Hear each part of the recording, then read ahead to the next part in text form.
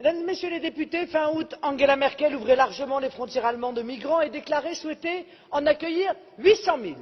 15 jours plus tard, la chancelière allemande se heurtait au mur de la réalité. Elle était alors obligée de faire un impressionnant tête-à-queue en suspendant Schengen et en envoyant des policiers à ses frontières pour arrêter l'afflux de clandestins qu'elle avait déclenché. Messieurs les européistes, vous avez déclenché un phénomène d'appel d'air que vous ne maîtrisez pas et qui va nous submerger. Vous en assumerez la responsabilité devant l'histoire.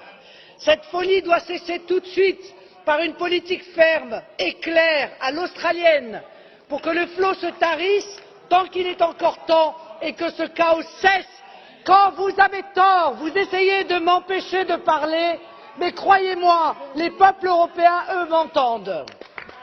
Lundi, la réunion d'urgence des ministres de l'Intérieur sur la crise migratoire dans l'Union européenne a débouché sur un désaccord total entre ceux qui veulent imposer des quotas de migrants et ceux qui refusent.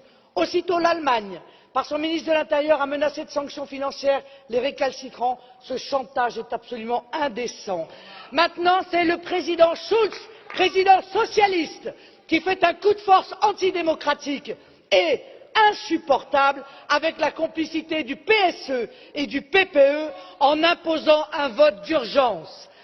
Mais la France, parce que c'est elle qui m'intéresse, pardon, a de très gros problèmes d'assimilation, mais aussi 7 millions de chômeurs, 10 millions de pauvres, 1,5 million de foyers qui attendent un logement social.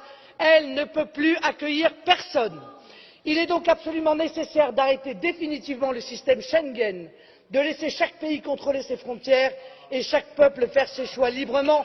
Avant vous, l'Europe c'était la paix. Aujourd'hui c'est la guerre d'influence, c'est la guerre économique, les antagonismes et les conflits entre les pays européens. Belle réussite en effet.